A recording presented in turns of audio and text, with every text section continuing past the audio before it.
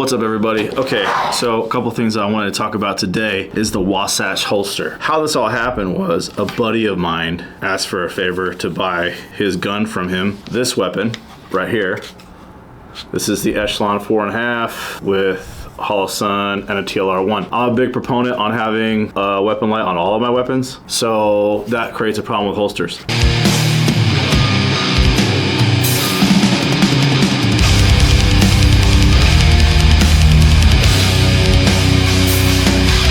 Now if you look here, the slides right back to the back. Visually inspect the chamber, make sure there's not a round in there. The weapon is clear and orientated in a safe direction. With all that being said, I wanted to find a holster, right, that I could use for duty use that wasn't gonna necessarily break the bank, okay? On my Glock, right, also weapon slide lock to the rear, visually inspect the chamber, there's no bullet in there. It's like I was saying, right? Like, slides locked to the rear.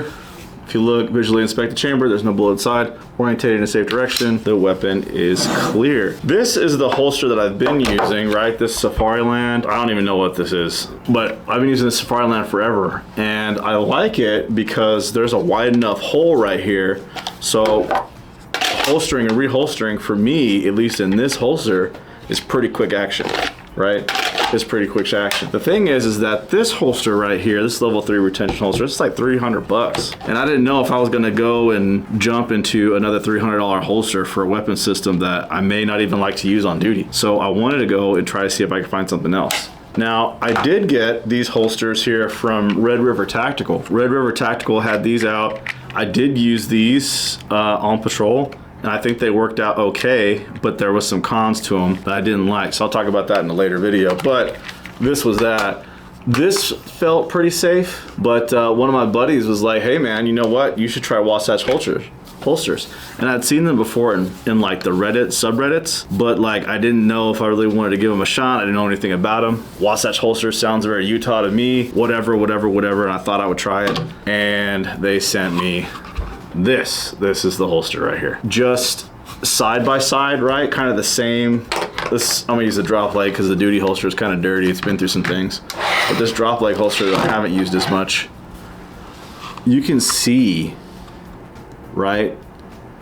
There is way more detail in this holster than this holster. Not that it really matters. I mean, I don't care, right? As long as it holds the weapon and does so safely. This holster does seem to have a little bit tighter vacuuming on however it is the process they use to make this. This is a little bit tighter. Side by side comparison, just side by side, you can tell there's a little bit of a difference there.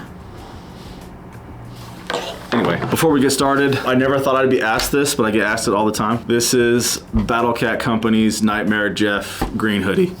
So if you wanna dress like a vet bro, that's what it is. Okay, pros. The holster seems tough, right? I can tell like this part right here was 3D printed, right?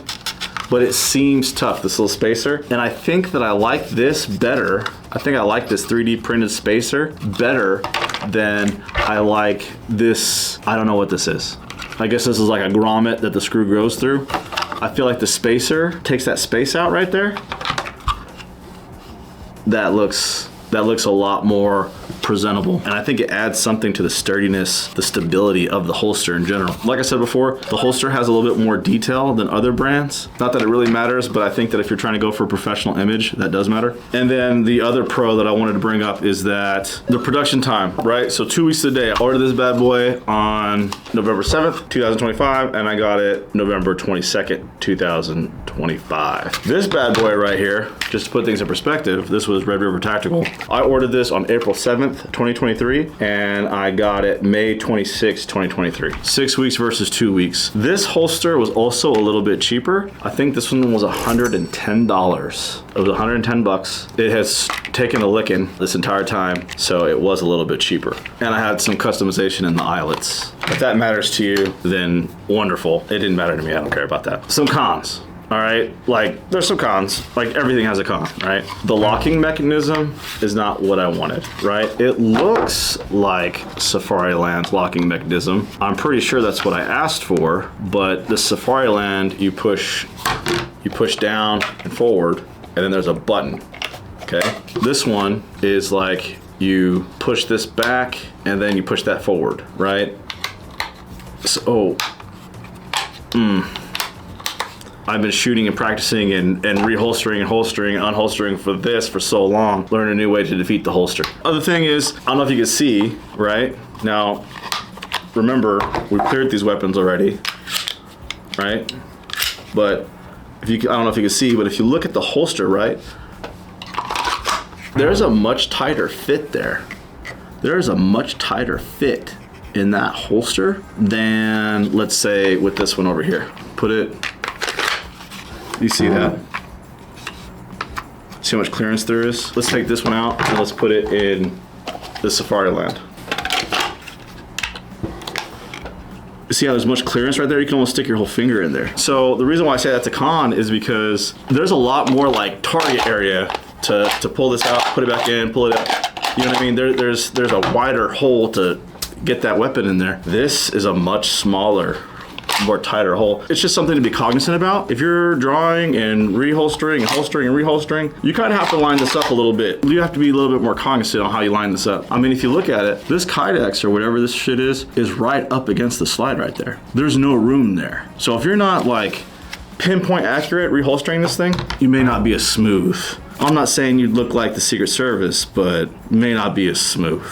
And then finally, probably the most disappointingly, if you will, right? If you look at this holster, right, there's really not any way that you can get to the mechanisms. All of the mechanisms are kind of covered, and you could, if you really wanted to, you could get the magazine release button right here, right there, if you're really like just in there and fiddle around. But it's really difficult to do. If you were to put this weapon, remember we cleared it, so don't get all excited. If you put it in this, right, you could get the magazine release button right there. But in this holster, remember we cleared it, there's an ambidextrous magazine release. That's the weapon system. But if you look at the holster, this slant cut right here, it's completely open. So why does this make a difference, right? Why would I even bring that up? When I was riding around in my vehicle, weapon system on my hip, the seat belt depressed this lever and the magazine came completely out.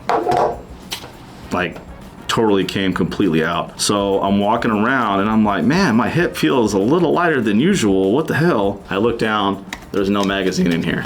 I look on the seat of the patrol vehicle and there's this fully loaded mag resting right there on the seat. Just one thing to be cognizant about if you choose to use this for duty use is that the seatbelt might push this little button. There's probably a way to fix that. I mean, this was obviously cut by somebody. If they just gave it a little bit more real estate here, that might completely negate that. But as you look at it, it can be done. All in all though, for the price point, 130 bucks for optics cut holster, not 300. I could put it in here. I feel pretty good about it. I feel pretty safe about it. The retention strap, I like this right here.